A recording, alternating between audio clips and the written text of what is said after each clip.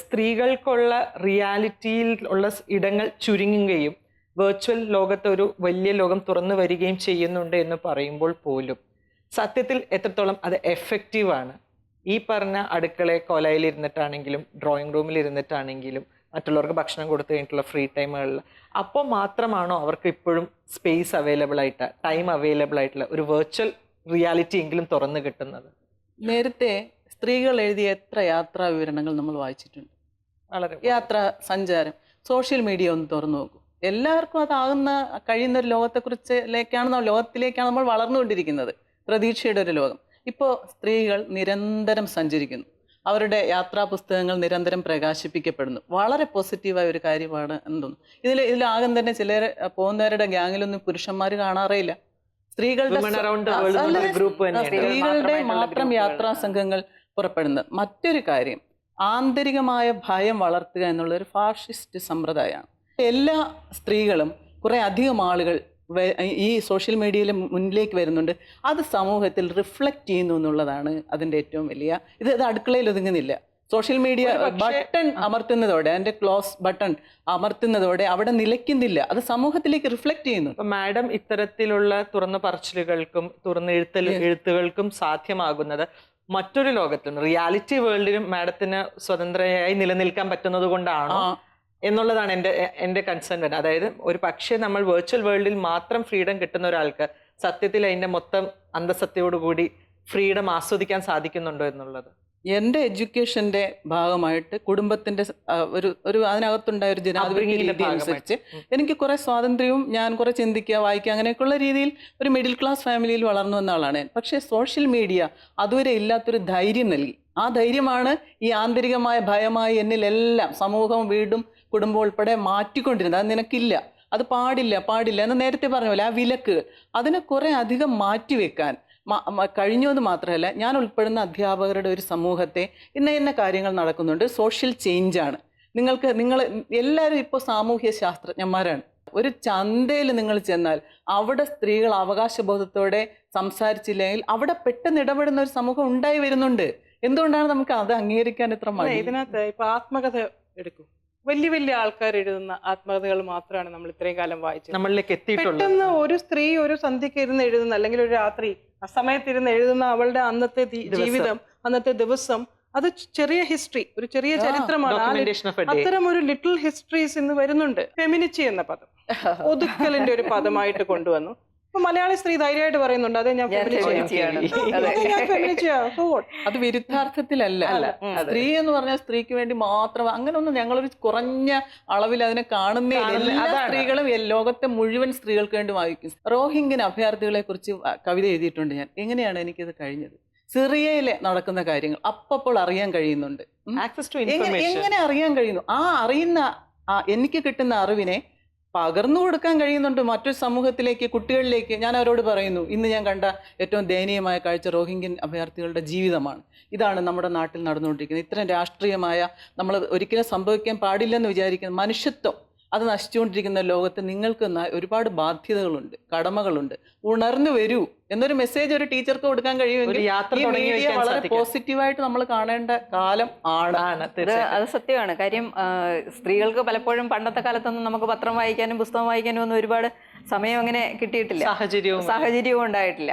പക്ഷെ ഇന്നിപ്പം ഈ സോഷ്യൽ മീഡിയ വഴി ലോകത്തിന്റെ ഏത് ഭാഗത്ത് നടക്കുന്ന ഏത് കാര്യങ്ങളെ പറ്റിയും സ്ത്രീ അവെയർ ആകുന്നുണ്ട്, അതനുസരിച്ച് പ്രതികരിക്കുന്നതുമുണ്ട്. അപ്പൊ ഒരു പോസിറ്റീവ് ഒരു സൈഡ് എന്ന് പറയുന്നത്, ശരിക്കും പറഞ്ഞാൽ ഈ സോഷ്യൽ മീഡിയക്ക് ഒരുപാട് നല്ല പോസിറ്റീവ് സൈഡ്സ് ആണുള്ളത്.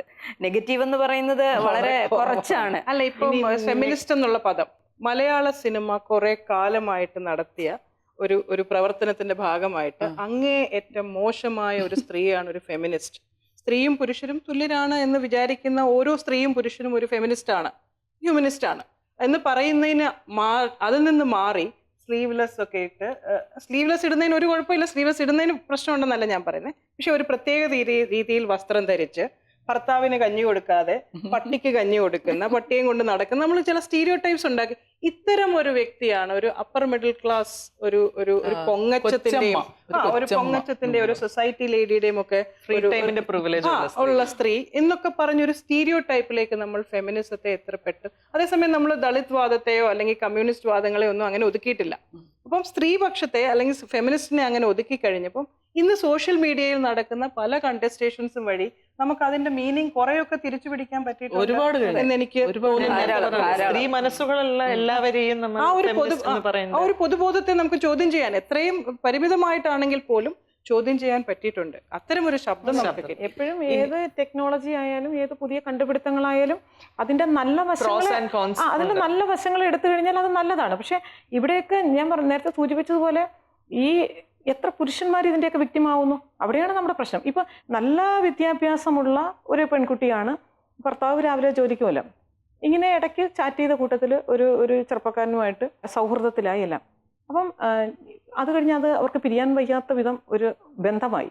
അപ്പോൾ അത് പ്രശ്നമായിട്ടാണ് കമ്മീഷനിൽ വരുന്നത്. വന്നപ്പോഴത്തേക്കും ഞാൻ ചോദിച്ചു, നിങ്ങൾക്ക് അവരുടെ ഫാമിലി ബാക്ക്ഗ്രൗണ്ടൊക്കെ നോക്കിയപ്പം ഭർത്താവൊക്കെ നല്ല ജോലിയുണ്ട്, നല്ല കുടുംബ പശ്ചാത്തലമുണ്ട്, എല്ലാം ഉണ്ട്.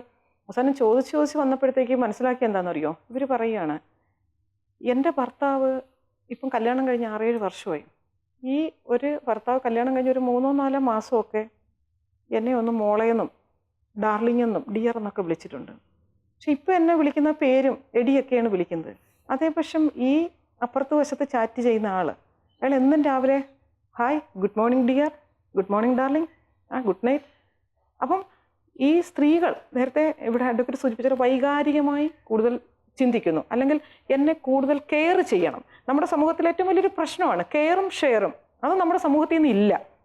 ഒരു മനുഷ്യന് വേണ്ട എന്താണ്, അവൻ്റെ മനസ്സിലുള്ളത് സന്തോഷമാകട്ടെ, സങ്കടങ്ങളാകട്ടെ, അല്ലെങ്കിൽ ദുരൂഹതകളാകട്ടെ, അല്ലെങ്കിൽ മറ്റാരോടെങ്കിലും പറയാൻ പറ്റാത്തതാകട്ടെ, അതൊക്കെ ഒന്ന് പുറത്ത് പറയുമ്പോഴാണ് അവരുടെ മനസ്സ്. അപ്പോൾ അതൊരു ഷെയർ വലിയൊരു ഘടകമാണ്. പണ്ട് ഞാൻ നേരത്തെ പറഞ്ഞു, നമ്മൾ വീട്ടിൽ ചെന്ന് രാവിലെ മുതൽ വൈകിട്ട് വരെയുള്ള എല്ലാ കാര്യങ്ങളും പറയുമ്പോൾ നമ്മുടെ മനസ്സ് ഫ്രീ ആയി. ഇപ്പം നമ്മുടെ വീട്ടിൻ്റെ മുന്നിൽ കൂടെ പറമ്പിൽ കിളയ്ക്കാൻ പോകുന്ന കോവാലൻ ചേട്ടൻ മൺവെട്ടിയും വെച്ചുകൊണ്ട് പോയി കഴിഞ്ഞാൽ നമ്മൾ ചോദിക്കത്തില്ല, കോവാലൻ ചേട്ടാ എവിടെ പോകുന്നു, സുഖമാണോ എന്ന് ചോദിക്കത്തില്ല.